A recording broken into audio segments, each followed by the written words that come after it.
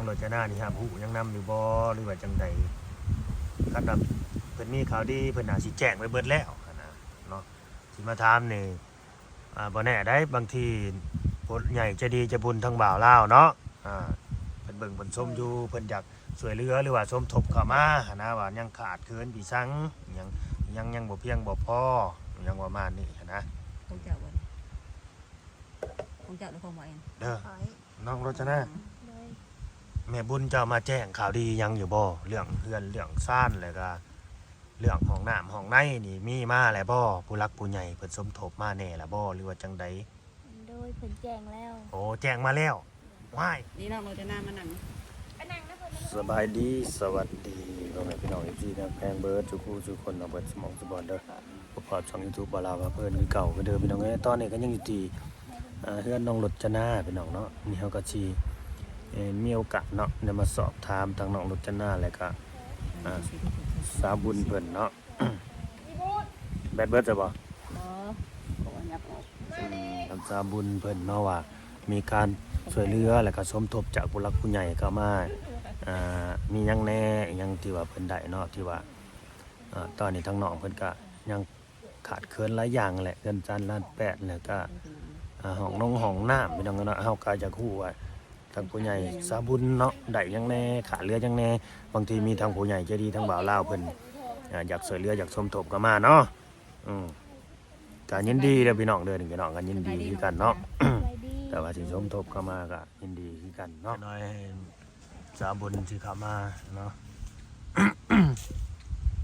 อะไรเสียงนี่สิบ่มีแหละได้นี่นี่แหละน้ำเพิ่นไปตามใกล้บ่เป็นเดือดตามนะไปตามน้ำป่าเรือนหลังนะเรือนหลังโตสีขาวน้องหลังกะซีนะบ่โดยกับหลังกะซีหลังแดง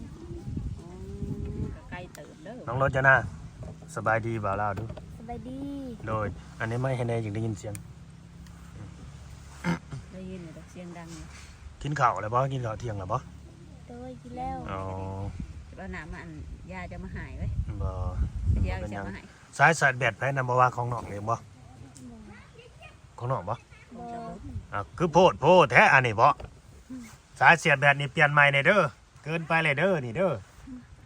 เกินไปเลยได้นี่จนทงยางพันไว้มันก็สู่ชีวิตเกินไปเด้ออันนี้มันคุ้มค่าอะไรได้บ่แม่นยังอย่ามันสดอย่ามันช็อตมันยังมาบ่ได้คุ้มเจ้าของนั่นแหละ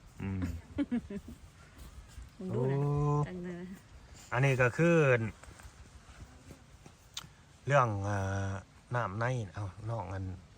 ยุบยิบเพิ่นสิไปใส่นอนนะเรื่องน้ำในนี่สิได้เข้ามาแล้วทางสาบุญนะรอแต่สร้างมาเจาะรอแต่สร้างมาเจาะเพิ่นยังบ่ว่างเนาะสร้างนี่น่าสิเป็นสร้างเดียวกับที่บ่าวลาวเคยจ้างมาเจาะให้นางลอยนางแดงนางพรวิไลพวกนั้นแหละน่าจะเป็นคนเดียวกันว่ามาแต่เมืองชนมันสิมีอีกสร้างอีกอันหนึ่งแต่ยังบ่ฮู้มันมีบ่ว่ามันมีอยู่บ่อายันมาอยู่แถวเมืองหั่นเด้เมืองชนน่ะเด้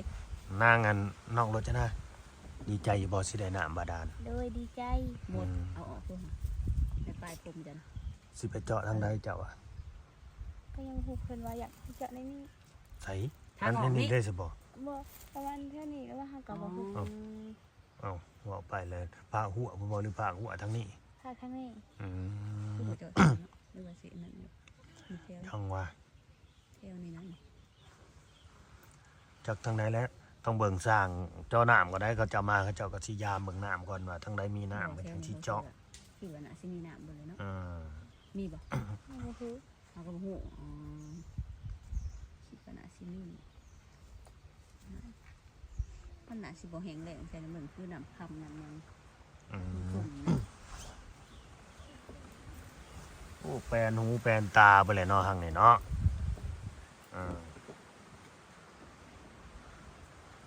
ได้หลงก็มุกมาแต่ตอนพาบัวได้มาอีกมาเฮิงมาถนึงให้ชีอันนี้การเปลี่ยนแปลงอะไรอันนี้บ่าวลาวสีถามต้องรจนาก่อนเด้อบางทีจังสีถามแม่บุญเพิ่นน้ำลังดอกเนาะสีถามว่าแม่บุญเพิ่นนี่มาแจ้งยังเงินต้องรจนาแล้วบ่ข่าวดีตัวแต่เขาว่าแจ้งมาแล้วเนาะถือว่าบริขาดยังแล้วแจ้งมาแล้วก็เป็นข่าวดีตัวสันพี่น้องเลยโอ้ดีใจนำเนาะ ดีใจนำน้องเพิ่นดวงหน้าหั่นละเนาะเพิ่นแจ้งมาแล้วมันก็เริ่มมีความหวังแหละคนเฮาก็ได้มาเพิ่นแจ้งข่าวดีมาหานะพี่น้องเอ้ยมันก็คือสิคันแจ้งมาแล้วก็สิคอยเพ่นคอยไปอะไรเนาะก็บ่ว่าที่สิปูปาบโดดเนาะหรือว่าจังใด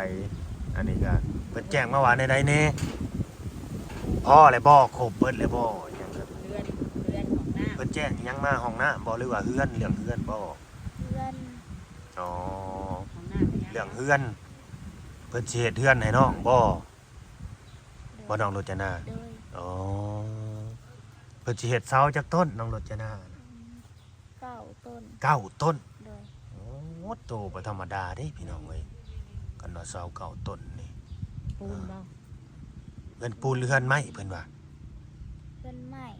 เฮือนไม้ โดย เฮือนไม้หรือเฮือนปูนเอาคักๆเด้ เอาดี เพื่อนใหม่ ๆเรือน อ๋ ไม้ อเฮือนไม้เฮือนไม้ว่าซั่นพี่น้องเอ้ยเสา9ต้น เดี๋ยวจะค่อยถาม โอ้ตัวบักใหญ่เด้อเสา9ต้นนี่ก็ดี แต่ว่าน้องลืมจาก แม่นบ่เฮือนไม้ เรือนไม้ เก่า ค่อยอยากสงสัย เนาะแต่เก่าเห็นสาวบุญไปสอยเรือคนก็มีแต่เฮือนปูนอยู่ดอกแล้วก็สิมาเปลี่ยนเป็นเฮือนไม้รอบนี้เนาะอันนี้ก็เดี๋ยวสิได้ถามนั่นทางสาวบุญเพิ่นอยู่พี่น้องเอ้ยเนาะเฮือน ตก ไม้ ใจบ่ หรือจะเอาสองชั้นบ่จักเนาะเฮือนไม้นี่ข้างเทิงเป็นไม้ข้างหลุมเป็นปูนแบบนี้บ่จักพี่น้องเอ้ยนี่ก็ดีอืม29ต้นเนาะเพิ่นแจ้งมาเนาะ โดย อ๋อและบาดในเรื่องอ่าค่าอุปกรณ์อีหยังนี่เพิ่นแจ้งมาเบิดแล้วบ่ว่าได้ครบแล้วบ่หรือว่าจังใดอันนี้สิถามน้องเด้นี่ได้หยังแน่แล้ว ครบเบิดแล้วบ่หรือว่าได้แต่เสาบ่แล้วก็ได้แต่ เขาก็ยังพูดได้แต่เพิ่นแจ้งว่าได้แบบแจ้งว่าได้เช้าก่อน อืม แต่เขาก็ยังบ่พูดที่เหลือนี่ โดยคือเพิ่นแจ้งมาว่าได้เสาก่อนเนาะได้เสาเข้าต้น อย่างอื่นนี่ยังบ่ฮู้เนาะ โดย ได้เสาเก่าต้นเพิ่นว่าเพิ่นแจ้งเข้ามาพี่น้องเอ้ยเพิ่นว่าเป็นเฮือนไม้บ่ โดย เงินเด้บ่มีนํบ่ มัน เงินจักล้านเพิ่นว่า ยังบ่ อ๋อเงินยังบ่ฮู้เพราะว่าตามที่บ่าวลาวถามเพิ่นก็เว้าให้ฟังคร่าวๆแล้วเฮาก็เลยอยากมาสอบถามน้องว่าน้องเพิ่นนี่ครับฮู้หยังนำบ่แล้วก็ฮู้พอคร่าวๆอยู่เนาะอันนี้ถ้าจังสิไปถามสาบุญเพิ่นดอกว่างแล้วบ่สาบุญเอ้ยเชิญมาทางนี้หน่อยเด้อไปทางใดล่ะแม่บุญเจ้านะอยากถามรายละเอียดน้ำเจ้าได้บาทนี่ กินข้าวแล้ว อ๋อ กินข้าวก็ต้มมีสบายดี โดยสบายดี เป็นในได้จังหวะกินข้าวกับต้มมีเบื่ออาหารการกินบ่เบื่อชีสเบื่อปลาบ่ ซื้อไก่ทอดมาผัด เป็นในใด ไก่ทอดเก่า เออ มันก็เลยแข็งก็เลยกินต้มมี เมื่อวานหั่นนะก็ย่านแน่นบ้านอีหยังก็ กินเพราะว่าก็สิเอาไก่ทอดมากิน บ้านอีหยัง ว่า ที่ว่า บ้านแถวบ้านนั้นน้องลำจันนี่บ่ กันบ่ บ่มาแต่เพิ่นแหละตลาดมันก็อาจสิขายบ่เบิดแล้วก็สิอุ่นเอานะมัน เขาบ่ได้บอกบ่ว่าของเก่าเด้อตัวนี้เขาบ่ได้ว่าบ่ ไว้น้องน้ำจันทร์เราหาเลยอุ๊ยบ่ได้มีจังบ่ไก่ เป็นไงล่ะคือนางพับตาปิบๆแท้ เอา เล่าเพิ่นถามหยังกินนี่เพิ่นถามให้ได้ ถามว่าในใด เล่าให้พูดฟังแหน่ ว่า ถามให้ได้ ถามว่าในใดอย่าบอกได้ว่าน้องลืมเลย ถ้าน้องลืมนะความจำนี่สิสูน้องบ่ได้เด้อ น้องรจนา บ่าวเล่าวถามว่า น้องสองคน แม่บุญนี่มาแจ้งข่าวดีเจ้าเรื่องเงินเรื่องซ่านนี่มีหยังแน่แล้วเราถามนะได้หยังแน่ ตามสังเกตน้องนี่ แม่น คันน่ะปล่อยให้เราเว้าไปเรื่อยๆแล้วสิเว้าได้คันหาสินั่งทางแล้วก็จื้อบ่ได้ อ๋อ ตามที่สังเกตเบิ่งแบบคล้ายๆความจำจะคือน้องแดง สาบ่ คอยก็ว่าเนี่ยน่ะได้สาบุญ น้องแดง แม่น น้องเพิ่นสิเป็นคันว่าสิให้เราเว้าไปเรื่อยๆผู้เดียวเราเว้าได้อยู่ อยากคือน้องบ่แม่นแดงนี่ได้แดงกันผู้ใดพี่น้องไอ้แดงกัน เพราะว่าเรา เป็น แดงนวล ค ส น ว่าง ความจำบ่ค่อยนั่นปานใดนะแม่เราว่า เอาไซเมอร์บ่ประมาณนี้ คน ใน แดง FC ที่เขาใจว่าแดงกันนางแดงที่เขา แดงที่มีนั่น ผัวต่างประเทศผู้ใด เออ เดี๋ยวนี้เราก็ได้ดีเด้ แม่น กินแล้วบ่ข้าวเที่ยงอัน ส นี้ บา ล่ะ ยแล้วสมมุติ กินแล้ว สบายบ่สบายได้ จะจื้ออยู่บ่เพิ่นซื้อแนวใด คือบ่าวเล่า ผู้นี้เด้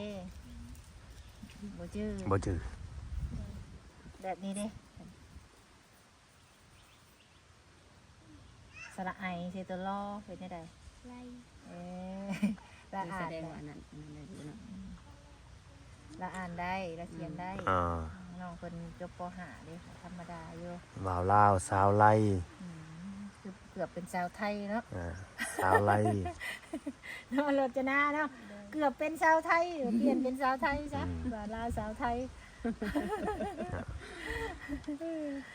อยากให้เปลี่ยนเป็นสาวไทยอีกบาทนี่ เนาะ จะว่าหัวเขาสิเข้าใจแล้วว่าคนไทย อ่า สื่อแล้วบ่ อ่า อ้าวก็สิมาถามทั้งอัน สาบุญ สาบุญเพิ่นเนาะบาดนี้เนาะว่าเพิ่นมีการสมทบหรือว่าช่วยเหลือจากผู้หลักผู้ใหญ่นี่มีหยังแหน่แล้วหั้นนะเผื่อบางทีทั้งอันFC หรือว่าผู้หลักผู้ใหญ่บ่าวลาวนี่ก็เพิ่นอยากช่วยเหลือเขามาแบบนี้หั้นนะเนาะย่านว่าย่านว่าทางสาบุญนี่มีครบเพียบพร้อมแล้วอิหยังประมาณนี้ก็สิได้บอกทาง FC เพิ่นหั้นนะเนาะ โดย หรือว่าสาวลาวสาวบุญเพิ่นสิ สิไปฮอด สาวบุญเพิ่นสิเฮ็ดเองเพิ่นบ่หรือว่าจังใดบ่สาวบุญสิให้สมทบอยู่บ่หรือว่าจังใด หรือว่าพอแล้ว หรือว่าพอแล้ว ยังบ่ได้พอ ยังบ่ได้พอ ทบกันหลายทางแฮงดีบ่ลาวเอ้ย แฮงดีบ่ แม่นแฮง อ๋อ ดี ย่านว่า บ่ เจ้าอยากมาอยู่น้ำนองรจนาหึง เดียวมันบ่ม่วน ๆ อันน่ะม่วนเนาะ แม่คันว่าครบนี่ยังบ่ครบเนาะ คันที่ข่อยได้น้ำข่อยเดี๋ยวนี้เนาะกับนี่ได้เสา9 ต้นกับ โดย สร้างเสาอยู่ อ๋อ เสาไม้ เป็นเสาไม้ เรื่องใหม่เนาะ เป็นสิเอาเป็นเสาเหลี่ยมบ่หรือเสากลม ทางผู้ใหญ่เพิ่นว่าก็ที่แรกว่าจะได้เสาเหลี่ยมแล้วก็ถามทั้งสองอย่างอะนะ อ๋อ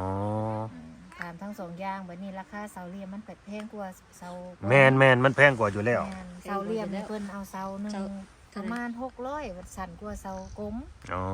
เสากลมน่ะ500แต่ว่าประมาณ4.50 เมตร อืม เสาเหลี่ยมบัดเพิ่นมีแต่4 เมตรเศร้าบัดนี้คันว่าเฮาสิเอายับขึ้น4 เมตร 50เพิ่นก็จะได้ประมาณราคาประมาณ600 อ๋อ 600 บาทเพิ่นว่ามันก็หายากแล้วก็สิถามทางผู้ใหญ่เพิ่นอีกเทื่อนึง โดยไม้ยังนี่เราต้องระบุไม้บ่ ก็แนวใดมันที่มันเป็นเสาได้เนาะ อื คันเฮาม สิระบุ บ่เน้นเราบอกว่าไม้แดงเนี่ยนี่ หรือว่าระบุคือพลังใหม่มันบ่ทนด้วยซะ คันเฮาสิระบุเอาแต่ไม้แดงเพิ่นก็ว่าบ่มันบ่ซื้อเพิ่นก็ว่าเป็นไม้จิกไม้หั่งนํได้บ่เพิ่นก็ว่าแนวนี้ อืม เฮาก็ว่าแนวใดไม้ที่ว่ามันแน่นหนาเฮาก็เอาได้คะแนนว่าไม้ตัวใดที่ว่ามันเป็นตาบ่หมั่นเฮ็ดเสาแล้วมันก็บ่อยากเอา มัน นะ บ่โดนอยู่แบบบ่ได้หลายปีเนาะ เฮา ไม่ ก็ ไม่ เว้า ห่างนี่ก็ทนบ่ หืม ไม้หั่ง ไม่ จัง จิก เด้อ ไม่ยัง คันว่าไม้ ไม่ จิก ท น่ะ น ถ้าไม่จิกก็ไม่แดงนะเนาะโอเค เฮาก็ว่าคันว่าตัวใดกะมันแน่นหนาเฮาก็เอาหั่นนะเฮาบ่อยากได้ตัวที่ว่ามันอ่อนมันหยังได้ โดย ว่าเฮาสิมาเฮ็ดเป็นเฮือนไม้ อ๋อ จะได้ว่าใหม่เรื่องนึงนะสิอุดก็ทำแบบนี้ โดย เรื่องอันนี้เด้อเฮ็ดเป็นเรือนไม้นี่แสดงว่าค่าทรงค่าสร้างนี่ทางสาบุญได้ถามแล้วบ่หรือว่ายัง ถามอยู่ ถามแล้ว เพิ่นเว้าว่าคันว่าแล้วเบิดเนาะเพิ่นว่า ความกวาง เพิ่นเว้าเมื่อวานความกว้างก็ประมาณ5 เมตรคูณ6 เมตร อ๋อ เฮาแม่นเฮาแอมเบิดแล้วสิจงไว้ห้องนึงที่บ่ได้แอมนะ เพื่อนนางแดงบ่ แม่นสิประมาณนั้น แต่เพิ่นเว้าค่าสร้างนั้น20ล้านเพิ่นว่าที่เจ้าเคยจ้างมานี่เท่าใดบ่เราข่อยก็ยังบ่ได้รับปากแบบเฮาถามคร่าวๆไว้เพื่อว่ามีผู้ใหญ่หลายทางเลยเพิ่นอยากเสนอมาผู้เล็กผู้น้อยสิ อ๋อ นะข่อยก็ยังบ่เคยเฮ็ดเฮือนไม้ โดยขนาด5คูณ6เนาะค่าสร้างนี่เพิ่นว่า20ล้าน เพื่อนนางร้อยในสาระ 20ล้านนี่บ่ฮอด บ่ฮอดบ่ 20ล้านนี่เฮายังบ่ทันได้รับปากเนาะแค่เพิ่นห้องมาซื่อ เพิ่นก็ว่าคันสิเฮ็ด เพิ่นก็สิลดลงให้อยู่แต่ก็ยังบ่รู้ว่าเท่าใดเพราะว่าเฮายังบ่ได้หยังมาครบ แม่นแค่ถามคร่าวๆเนาะ โดยถามคร่าว โอ้แต่ว่า20ล้านมันอยากแพงเด้อ แพงแล้ว ๆตกซะได้จัก 30,000 บาท ได้ เนาะ เห็นบ่เฮือนนั่นนางแดง ก็ สำคัญนั่นแหละ5.6 อันนั้นเท่าจักเท่าใดเจ้าจ้าง เฮาประจ้างได้ตีได้ต่อกันน่ะเนาะ อ๋อ แต่ แต่เฮือนนักร้อยเดี๋ยวก็บ่ฮอดหาคนหูคือแบบ เฮาสิจ้างแบบว่าเฮาถามว่าให้มันแล้วเบิดเลยสินะ ที่แรกก็สร้างค่าสร้างต้นอันน่ะ17,000 แล้วเบิดเลยก็ ได้สร้างเฮ็ดบ่ได้สร้างต้นบ่ โอ้แล้วเบิดเลยก็กันว่า30,000นี่ยังแพงเด้อสาวบุญ นั่นแหละก็เฮา 30,000 ยังบ่ได้ ยังแพง รับปากนะมีแต่เฮาถามคร่าวๆเบิ่ง 20,000เฮาก็ยังว่า สิเฮ็ดทรงได้นี่ เฮ็ดทรงแบบโมเดิร์น โมเดิร์นเนาะ โดยโมเดิร์นแหละแต่ว่าเฮาแอม ห้องหนึง เฮาจงไว้ห้องนึง แอมห้องหนึงบ่ บ่เฮา จง จง บ่แบบเฮ็ดห้องเฮ็ดห้องนอนหั่นนะบ่ได้เฮ็ดบ่ ห้องนอนเนาะจักข่อยสิบอกจังใดมันยังบอกบ่ถูกมีแต่แอมห้องนึงแล้วก็สิมีอยู่ห้องนอนนะตามที่ว่าวางแผนไว้ อ๋อ